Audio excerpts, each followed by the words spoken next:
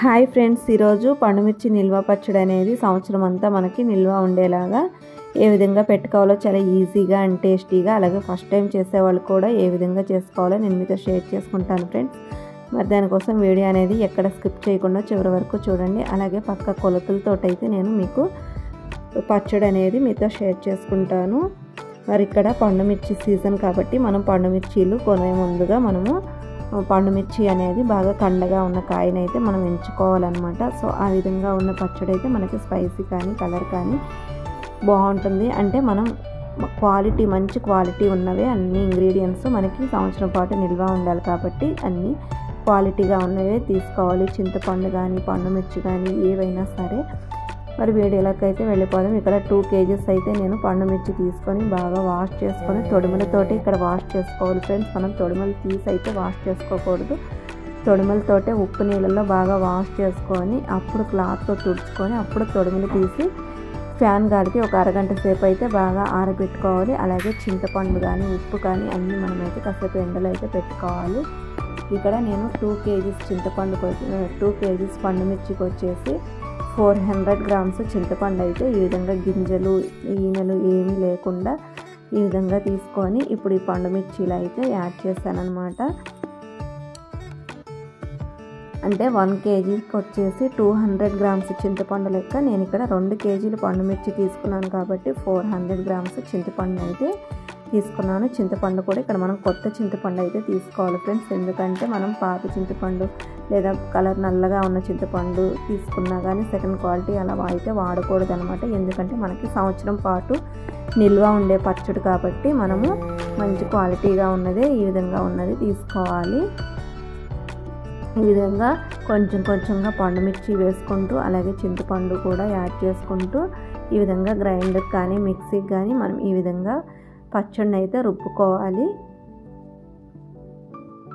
So ఈ 2 kgలు పండుమిర్చికి ఉప్పు వచ్చేసి ఇక్కడ నేను 400 grams రాళ్ళ ఉప్పునైతే వేసాను ఫ్రెండ్స్.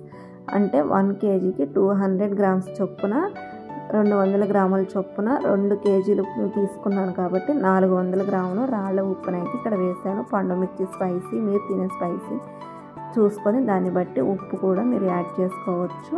అలాగే ఇక్కడ వెల్లుల్లి రెబ్బలు అయితే ఈ విధంగా వేసాను అనమాట. 1 kgకి 50 grams లెక్క 100 గ్రాముల వెల్లుల్లిపాయలు కూడా నేను వేసాను అనమాట.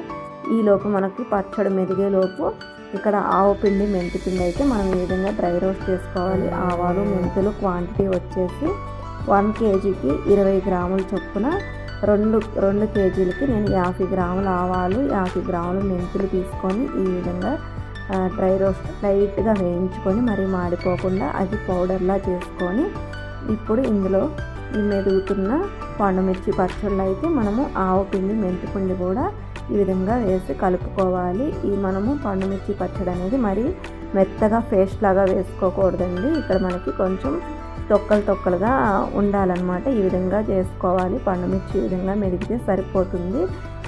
నేను మరి పండుమిర్చి పచ్చడి అనేది తీయటానికి బాగా కడిగి క్లాత్తో తుడుచుకొని ఒక గంట పాటు ఎండలో బాగా ఎండబెట్టిన బేషన్ లాంటిది తీసుకొని అందులోకైతే ఈ పచ్చడిని అంతా తోడానమాట. ఈ విధంగా తీసి వేసుకొని పక్కన పెట్టుకోవాలి. ఇప్పుడు ఆయిల్ వచ్చేసి కేజీ పండుమిరపకాయలకి 1/2 kg ఆయిల్ చొప్పున నేను 2 kgలు పండుమిర్చి పచ్చడికి వచ్చేసి 1.5 kg వరకు నేను ఆయిల్ అయితే తీసుకొని నేను ఇక్కడ వేరుశనగ నూనె, పల్లి నూనె అంటారు కదండి, అదైతే తీసుకొని ఇక్కడ బాగా కాగాక ఇందులోకి ఒక 10 నుంచి 15 వరకు ఎండుమిర్చి, అలాగే ఒక గుప్పెడు గ్రామ్స్లో వచ్చేసి ఒక 20 grams 15 grams ఆ విధంగా జీలకర్ర అలాగే మినప్పప్పు కూడా యాడ్ చేసుకున్నాను. అలాగే బాగా కడిగి శుభ్రం చేసుకొని ఫ్యాన్ గాలికి ఆరబెట్టుకున్న కరివేపాకు కూడా ఇందులో మనం యాడ్ చేసుకుంటాము మంచి ఫ్లేవర్ కోసం. ఈ విధంగా పోపునైతే పెట్టుకుందాం ఫ్రెండ్స్. ఈ విధంగా కానీ మనము పచ్చడి అనేది చేసుకున్నామంటే మనకి సంవత్సరం పాటు నిల్వ ఉంటుంది. అలాగే ఇక్కడ నేను ఇంకొంచెం ఫ్లేవర్ కోసము ఇంగువ అయితే ఒక 2 spoons వరకు ఇక్కడ యాడ్ చేశాను. నచ్చని వాళ్ళు స్కిప్ చేయొచ్చు ఫ్రెండ్స్. ఈ విధంగా పోపునైతే ఈ విధంగా బాగా ఫ్రై చేసుకొని కొంచెం చల్లారాక మనం తీసి పెట్టుకున్న పచ్చడిలో అయితే ఇప్పుడు ఆ పోపునైతే ఈ విధంగా వేసుకొని బాగా అంతా పచ్చడి అంతా కలిసేలాగా మనం వేసుకోవాలన్నమాట. మనకి ఇక్కడ ఆయిల్ అనేది చూడడానికి ఎక్కువగా అనిపిస్తుంది ఫ్రెండ్స్, కానీ మనము బాగా అదంతా పచ్చడి అంతా కలిసేలాగా మనం కలిపి పెట్టుకుంటే మనకి ఆ పచ్చడి అనేది ఆయిల్ అంతా పీల్ చేస్తుంది అనమాట.